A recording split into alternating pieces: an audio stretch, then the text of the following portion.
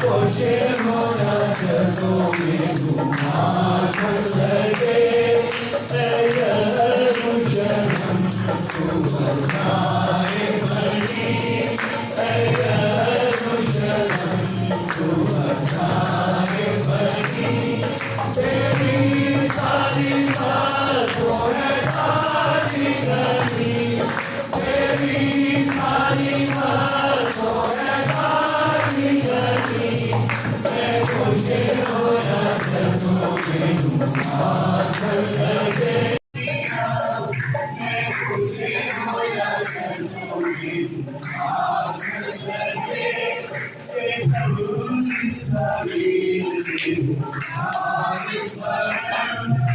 लगे तो अपने बाजू फैलाए खड़ा है और कहता है कि आए भोज से दबे हुए लोगों मेरे पास आओ, मैं तुमको आराम दूंगा। खुदावंद आज तेरे कलाम के वसीला से खुदावंद हम अपने आप को तेरे सपोर्ट करते हैं।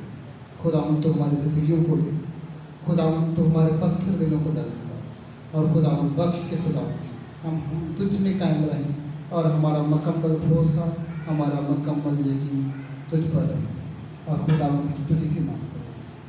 आज हम तब तेरे रोज उठते और खुदावंद तुझसे मांगते हैं कि खुदावंद हमारे घरों में जो भी प्रॉब्लम है, जो भी टेंशन है, खुदावंद वो इस्लाम के ये सब कुछ मांगता हूँ तेरे प्यारे बेटे अपने खुदावंद रसूल और मसीह से। जिंदगी की गाड़ी चलाने के लिए मैं आप सब दूसरों की तरह 6 दिन हम काम करते हैं, ज्यादा से ज्यादा कमाने की हवस हर जिंदगी में पाई जाती है और हर शख्स इन्हीं गोरख धंधों में उलझा हुआ है। बाज़ औक़ात वो मेहनत करते करते थक जाता है, उसकी तबीयत बोझ सी बन जाती है। मेहनत, पसीना, कड़ी धूप, बेचैनी, खौफ, बेइत्मीनानी, सारी जिंदगी की ये 6 दिनों की दौड़ धूप जो है उसका हासिल यही होता है कि हम बहुत जदोजहद करते हैं, बहुत मेहनत करते हैं, मगर ऐसे लगता है जैसे इस मेहनत की शदीद तपश ने हम सबको झुलसा के रख दिया। माथे के पसीने की रोटी ये हमारे जद्दे अव्वल के गुनाह का फल है। यानी बाबे आदम को खुदा ने ये सजा के तौर पर कहा कि तू खून और पसीने की कमाई खाएगा, रोटी खाएगा, ऊंट कटारे उगेंगे, जमीन पर कांटे होंगे, मुश्किलात परेशानी होगी। हम 6 दिन इसी कोशिश में लगे रहते हैं कि कोई जिंदगी के लिए अच्छा फल हासिल हो, मगर अच्छे की बजाय ज्यादा हमारी जिंदगी में, मेरी जिंदगी में, आपकी जिंदगी में ऊंट कटारे आ जाते हैं, परेशानियां आ जाती हैं और हमारी सारी जदोजहद हवा की तरह उड़ जाती है। ऐसे लगता है कि ये 6 दिन हमने बड़ी मेहनत की मगर कुछ हासिल नहीं हुआ और हमारी जिंदगी की जरूरियात जो हमने ख्वाहिश की थी हम उस पर पूरा नहीं उतरे। तो फिर हमें क्या करना है? कलाम में लिखा है कि खुदा ने 6 दिन काम किया और 7वें दिन क्या किया? आराम किया। सातवें दिन को मुकद्दस बनाया कि हम खुदा की हजूरी में वक्त गुजारे, ना कि दुनिया के चक्रों में जो 6 दिन मैंने एक थोड़ी सी मंजर कशी की बताया इस हालत में रहे, बल्कि 7वें दिन खुदावंद के हजूर जाने का दिन है, चर्च में जाने का दिन है। खुदा के घर में जब हम दाखिल होते हैं, अपने आते ही खामोशी में अपनी पर्सनल दुआ करते हैं, खुदा की हजूरी को महसूस करते हैं, तो वो जो 6 दिनों की परेशानियां होती है, यहाँ आकर हमें एक अजीब सा सुकून मिलता है। हालेलुया। खुदावंद के घर में आकर उन बेचैनियों से, उन सारी मुश्किलात से, उन ऊंट कटारों से जान छूट जाती है और हम सुकून में खुदावंद के घर में आ जाते हैं। और बाल का तो ऐसा सुकून आ जाता है कि नींद आ जाती है। बालूकात इसको बुरा समझा जाता है, अच्छी बात नहीं, कलाम हमें ध्यान से सुनना है, मगर ये उसका एक रिएक्शन है कि यानी बाहर के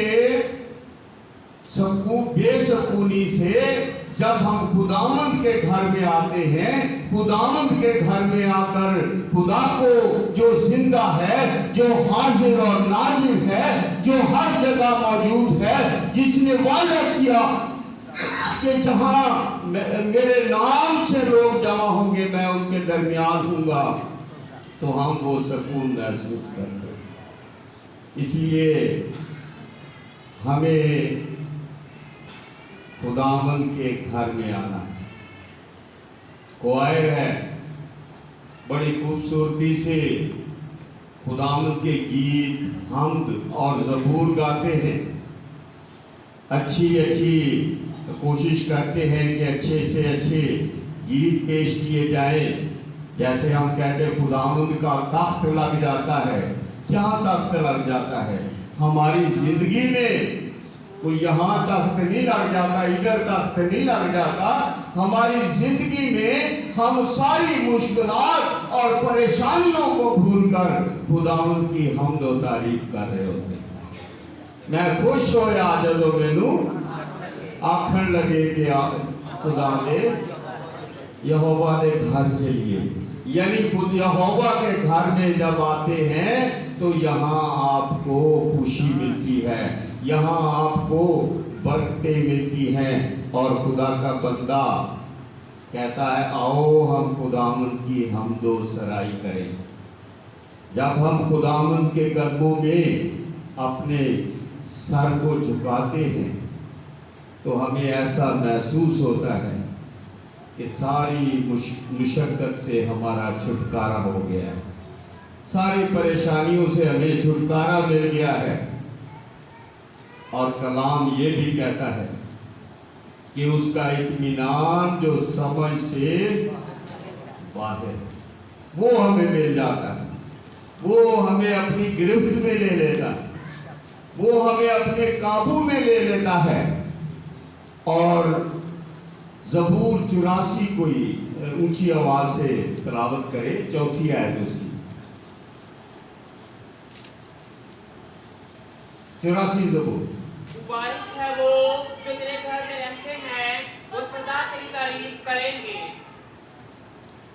अच्छा, आप एक शारून आप जरा ऊंची आवाज में पढ़े। मुबारक है वो जो तेरे घर में रहते हैं, वो सदा तेरी तारीफ करेंगे।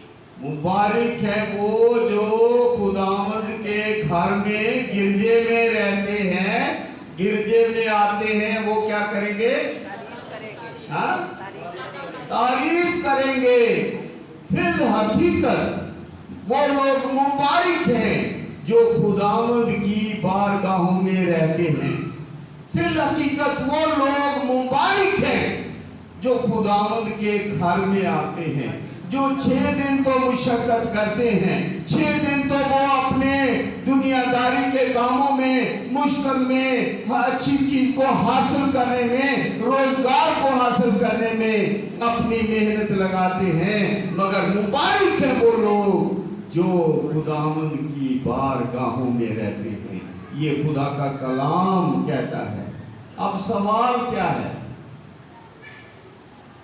मैं अपने लिए इस्तेमाल, मैं अपने लिए, इसका मतलब आप अपने लिए सवाल होगा, मैं क्यों चर्च जाता हूं?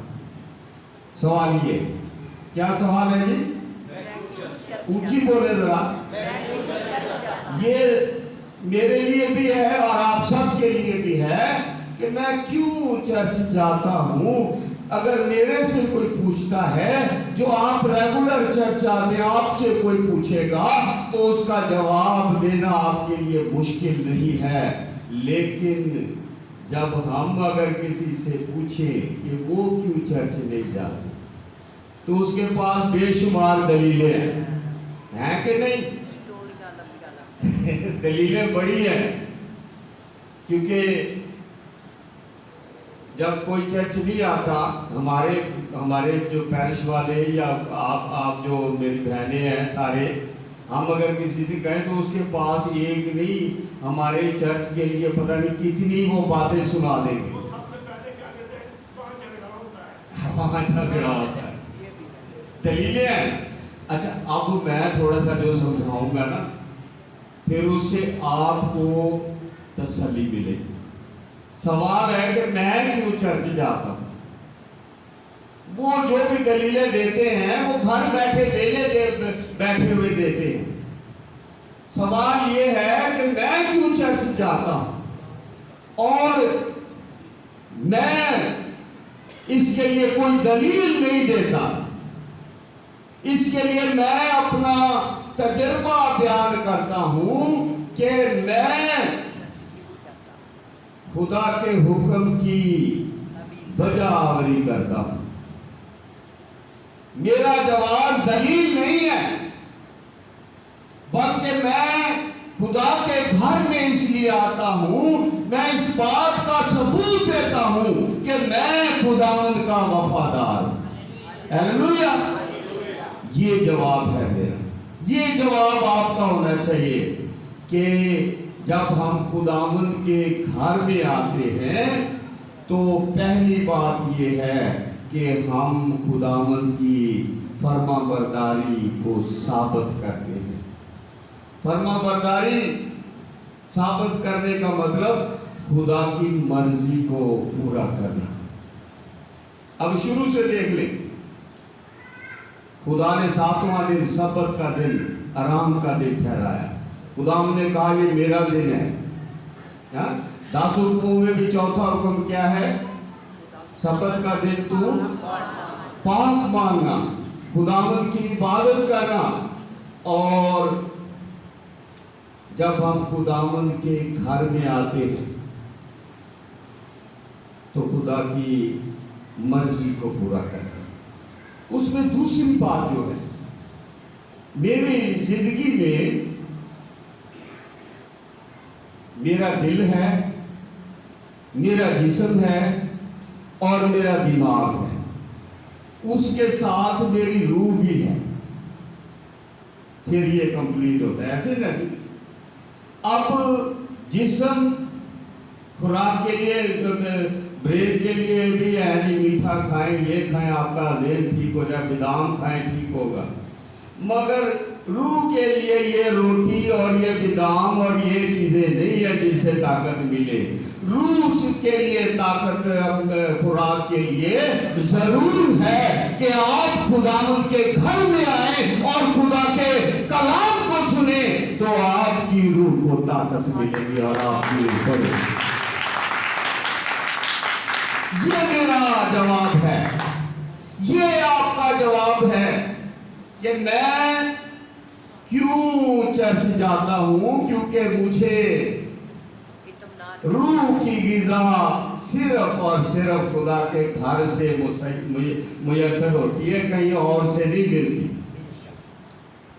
रूह की गिज़ा हमें यहां से मिलती है।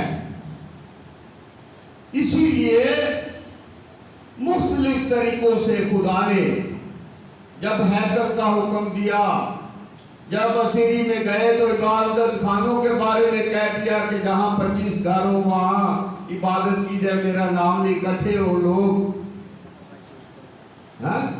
और आज अगर हम खुदा का शुक्र अदा करें कि इस घर के लिए आप सबकी मेहनत शामिल है, आप सबकी जो मुशक्कत के पैसे हैं वो शामिल है, किसी एक के नहीं है। और ये खुदा का शुक्र है, कहीं से चिश्तियां की कलीसिया ने बाहर टीमें नहीं भेजी मांगने के लिए, हदिये के लिए, है ना किसी ने दिए हैं। आप समझ रहे हैं मैं, क्योंकि ये रिकॉर्ड पे होता है, कहने में भी कोई हर्ज नहीं है। 55,000 तो वादे साढ़े 250 सालों में नहीं आए, इतना ही है ना जी एडर साहब। तो ये खुदा ने आपको इसलिए घर दिया है कि आप इबादत करे थे, जिए थे ना, और फिर उस घर तक की फायदा। अगर ये खुदा भी ईस्टर और बड़े दिन पे तो हम बाहर तंबू लगाते, वही हमारे लोग होते। बाकी बातों में वही चेहरे मेरे सामने होते हैं जो मैं हर एतवार देखता हूं। तो आप खुशकिस्मत कि आप खुदा उनके घर में आते हैं और आपकी रूह ताज़ा होती है। अच्छा, फिर दूसरा सवाल, खुदा ने तो सब्बत का दिन नहीं मुकर्रर किया, हम सब्बत के पहले दिन क्यों खुदावंद के घर में आते? सादा सा जवाब होता है हमारा, हम सब बच्चे भी हमारे जो है वो इस बात में जानते हैं। क्यों एतवार को इबादत पर क्यों आते हैं?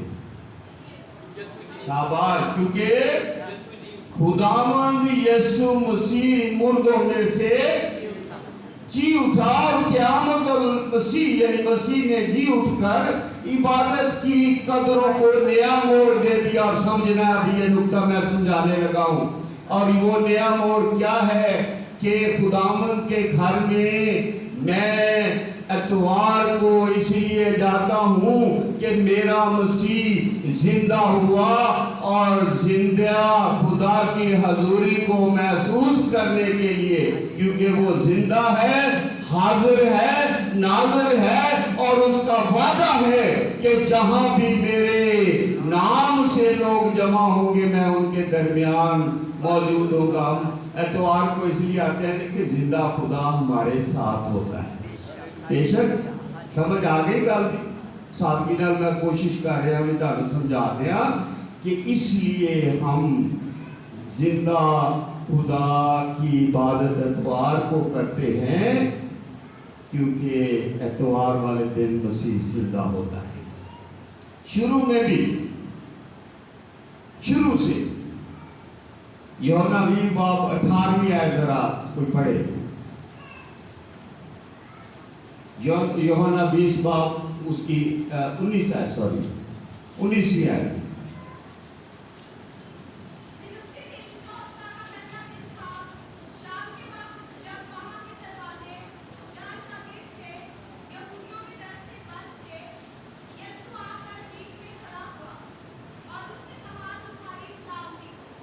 उसी दिन खुदावंद मसीह दे शागिर्द जेड़ा पहला हफ्ते का केड़ा दिन, पहला दिन यानी एतवार के दिन जमा थे, और खुदावंद उनके दरमियान मौजूद हो गया।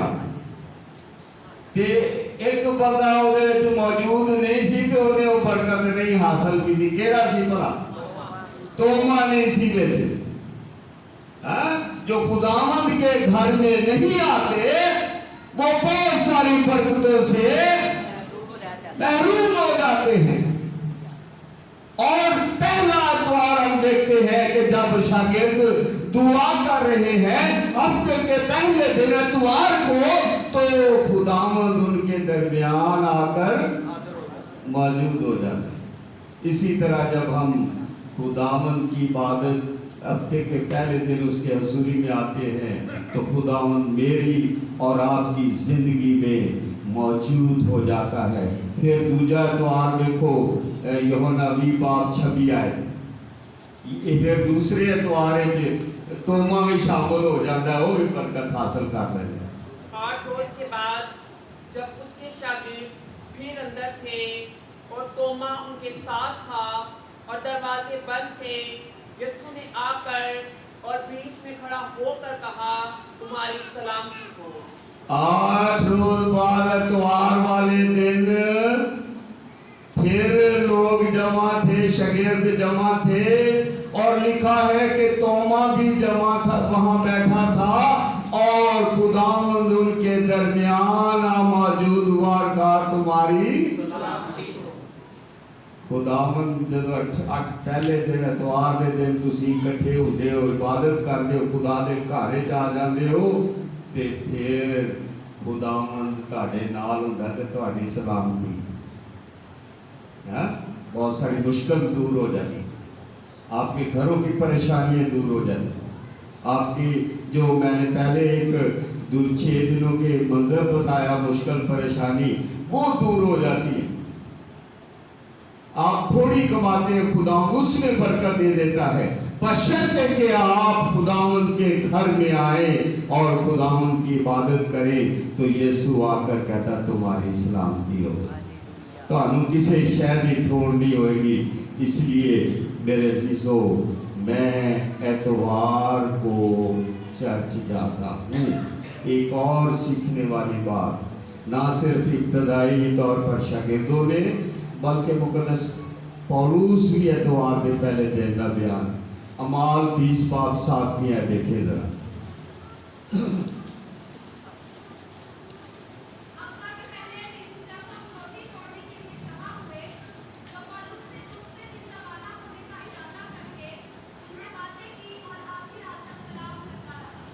हफ्ते के क्या हुआ? पहले दिन, मतलब कि एतवार के दिन रोटी तोड़ना, पाक शराकत की गल की गई, इबादत कर रहे हैं। पौलुस रसूल ने पैगाम दिता तो लिखा इतना लंबा पैगाम थी, शाम पै गई। ऐसे ही है ना, आगे लिखा शाम पै गई, लोग इबादत में बैठे हैं, खुदा का कलाम सुन रहे, और खुदा का कलाम उनकी जिंदगियों में असर करता है। और फिर पहला कुरिन्थियों 16वां बाब और दूसरी आयत देखें।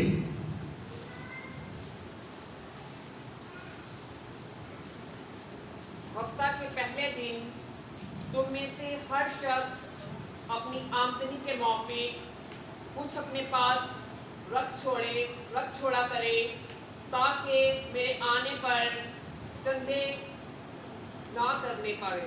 हफ्ते के पहले दिन की करना है, तुसी अपनी आमदनी में से कुछ रख छोड़ना। ये नहीं भी उथों ही पाटा पुराना, कई ऐसे लोग साढ़े घर आ जाते ने, वो अमूमन खुले पैसे की मालक होंगी परवीन, वो चलते नहीं, इनू सिरते और की करना है। मगर यहाँ मैं जो बताना चाहता हूँ, हमारा टॉपिक ये है कि हफ्ते का पहला दिन जो खुदावंद के मुकद्दस पौलुस भी इस बात को मनाते हैं। आगे एक और बड़े, कभी हम ये हवाला आम पढ़ते हैं मगर इस बात पर शायद ध्यान ना दिया हो। लूका 4 बाब 16वीं आयत कोई पढ़े, खुदावंद यीशु मसीह के हवाले से ये बात।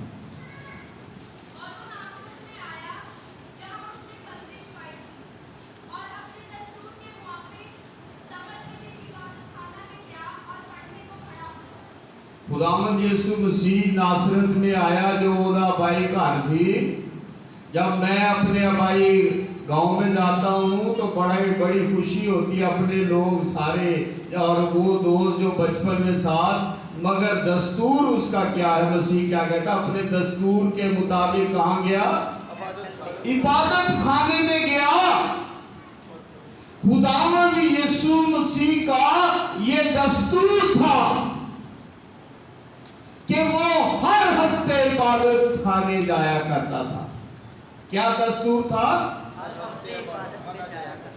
जिहदे नाम तो असी अखवानियां के बाद का साडा दस्तूर ये नहीं होता, बल्कि मेरा ये दस्तूर और अमल होना चाहिए कि मेरा यीशु ये दस्तूर अपनाता था कि अपने दस्तूर के मुताबिक हर हफ्ते वो खुदावंद की इबादत खाने में जाता था। तो हम पर भी ये फर्ज है कि हम उसकी फरमाबरदारी करते हुए खुदावंद यीशु मसीह के उस दस्तूर पर अमल करें। मगर आज का मसीह इबादत से गैर हाजिर रहकर इस कायम करदा दस्तूर को तोड़ रहा। मैं दूसरों के बारे में नहीं जानता पादरी क्या करते। अगर मुझे को शादी के दिन रखने के लिए बुलाते हैं और आप में से बेशतर इस बात के गवाह होंगे, एतवार हो तो मैं उसकी शदीद मुखालफत करता हूँ। फिर मैं ये आखिर अगर वो नहीं मानते तो मैं कहता हूँ ये नहीं कहने कि पादरी मरकज टाइम ना निकल, मेरे को टाइम जो तो होएगा तो मैं जावा। क्यों? क्योंकि ये दिन खुदावंद का दिन है। हम शादी छुट्टी का दिन समझ के रख लेते हैं। हम खुदावंद की हम हुक्म अदूली करते हैं। एक मिसाल में सुनाता हूं। चाइना के इलाके में एक कोई खानदानी जैसे निशानी होती है ना, हमारे पास भी अगर कोई खानदानी चीज हो तो हम बड़े फख्र के साथ बयान करते कि ये साढ़े प्यो दादे सालू मिली, उसकी तारीफें बयान करते हैं। तो किसी खानदान में एक बहुत बड़ा खूबसूरत मर्तबान था और जब कोई मेहमान आते तो घर का सरबराह सबसे पहले उस मर्तबान को दिखाता और उसकी तारीफ बयान करता कि ये हमारे परदादों से हमें नस्ल दर नस्ल मिलता आ रहा है। कल ना परसों मैं और मेरी छोटी बेटी साहिवाल गए हुए थे किसी खानदान के घर। तो उस मेरी बहन की शादी को कम से कम 40 साल से ऊपर हो गया और उसने शीशे के जग और गिलास अपने जहेज वाले निकाल कर हमारे लिए बस हमें तो अडेली है कटे। और मुझे बड़ी खुशी और उसको बहुत खुशी थी कि ये मेरे जहेज के मैंने अभी तक संभाले हुए। तो उस मर्तबान के साथ क्या हुआ, बच्चे कोई खेल रहे थे, उन्होंने धक्का दिया और वो टूट गया।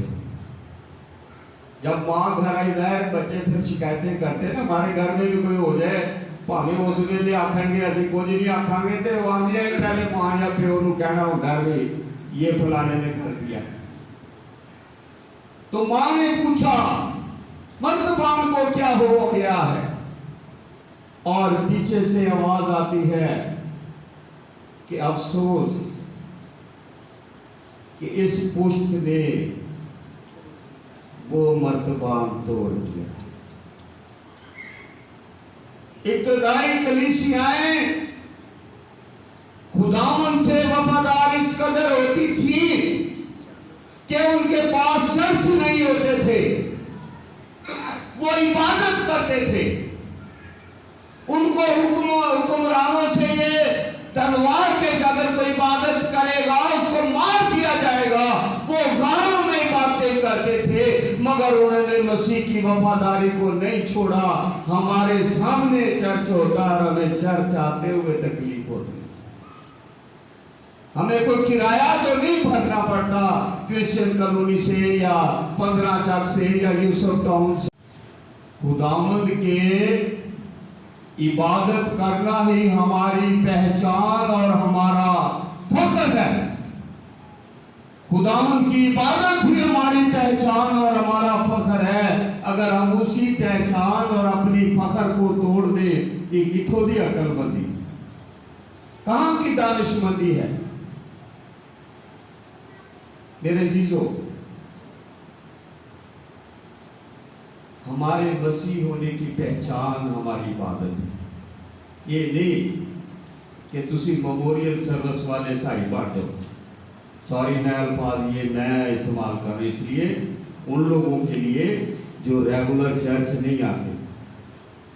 सिर्फ मेमोरियल सर्विस पर इसलिए आते हैं कि वो अजीजदारी होंगी भी उत्थे जाना है, नहीं तो फिर वो साढ़े नहीं आएंगे, या बड़े दिन के साल एक बार इबादत ते आ गए, जायज़ हो गए, बाद में साल पूरा है, ठीक है। ऐसा नहीं है। खुदावंद यीशु मसीह का ये दस्तूर था कि वो हर हफ्ते इबादत खाने में जाया करते थे, और हम पर भी ये फर्ज है कि हम उस दस्तूर को कायम रखें। और आखिरी बात कि मैं चर्च क्यों जाता हूँ, इस ये बात है जो दस्तूर वाली बात है, क्या सिर्फ दस्तूर कायम करने के लिए जाता हूँ? नहीं, मेरे दिल और मेरे दिमाग का मरकज खुदावंद यीशु मसीह है, इसलिए मैं जाता हूँ, इसलिए मैं जाती हूँ, इसलिए आप सब आते हैं कि आपके दिल और दिमाग का मरकज खुदावंद यीशु मसीह है, और जो बरकतें और नेमतें खुदावंद आपको देता है, यहाँ आकर आप उसको याद करते हैं कि खुदावंद कितना रहीम और करीम है, कहर करने में धीमा, शफकत में गनी और मेहरबान खुदा है। और हम उन रूहानी नेमतों से कैसे महरूम रह सकते हैं? यहाँ से हमें बरकतें मिलती, रूहानी तौर पर बरकतें मिलती हैं, और खुदा का कलाम सुनते हैं, और हमें कलाम ही के वसीले अपनी ज़िंदगी की कीमत का अंदाज़ा लगता है। दानाओं की माने चलो, ये हम बहुत कीमती हैं, मुक़द्दस शाही काहिनों का फिरका है, और इसी कलाम के वसीले से खुदावंद का कलाम, दाऊद कहता है मैंने तेरे कलाम को अपने दिल में रख लिया ताकि कोई गुनाह न करो। तेरा कलाम मेरी राह के लिए रोशनी, मेरे कदमों के लिए, यानी सदाकत का कलाम होता है, वो हमें सदाकत की राहों पर ले चलता है जब हम खुदावंद के घर में आते हैं, और कलाम ही के वसीले से हमें खुदा की बादशाही का पैगाम मिलता है कि हम आसमान की बादशाही के वारिस है जो हमारे लिए तैयार की गई है।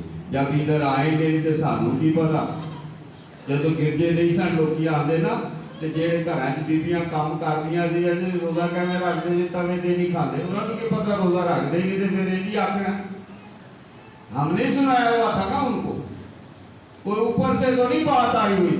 और उसकी बुनियादी वजह ये थी कि हम खुदा के कलाम को नहीं सुनने वाले थे। अब हम खुदा के कलाम को सुनते हैं, अब हम रोज़ों की इबादत में आते हैं, अब हम रोज़े रखते हैं, तो हमें सारी तालीम मिलती है और हम सीखते हैं, और फिर कलाम ही मुझे हमेशा की ज़िंदगी में लेकर आता है, हमारे ईमान को मजबूत करता है। और आखिरी बात, हमारे बेशुमार गुनाहों की माफ़ी का यकीन खुदा के कलाम सुनने से होता है, और हमें ऐसी बिनाई मिलती जिसमें हमें हर चीज़ साफ दिखाई देती, रोशनी मिलती, गुनाहों की पहचान मिल जाती। और चंद दो हवाले मैं पढ़ूंगा, फिर इसको हम खत्म करेंगे। यूहन्ना 8वां बाब और उसकी 12वीं आयत को पढ़े। यीशु क्या कहता है?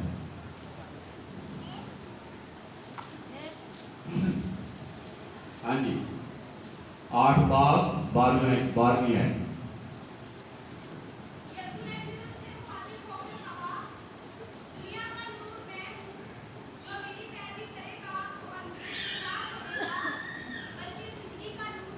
दुनिया का नूर मैं हूं, जो मेरी पैरवी करेगा वो अंधेरे में नहीं चलेगा।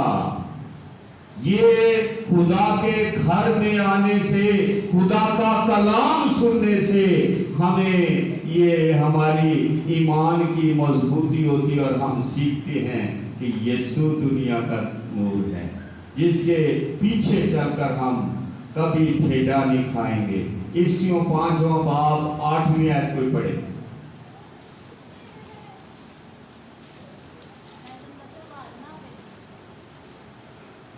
इफ्सियों 5 बाब 8वीं है।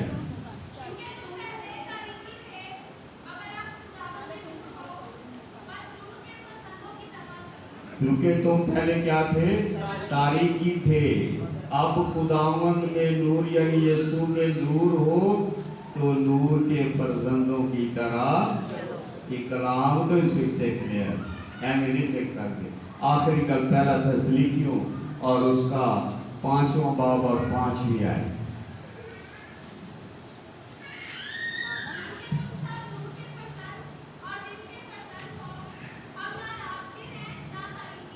हम ना रात के हैं ना तारीकी के, हम नूर के फर्जंद हैं।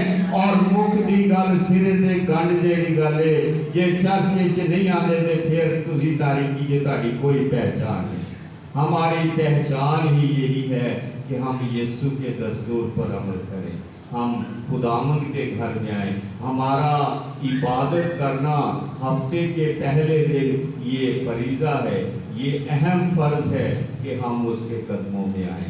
खुदा मुझे और आप सबको ये तौफीक बख्शे कि हम खुदा के वफादार हों और हमारी ज़िंदगी में अगर कोई फरीज़ा समझते पहला फ़र्ज़ है वो दुनिया से हटकर खुदावंद के कदमों में रहना है। खुदावंद आप सबको बरकत बख्शे।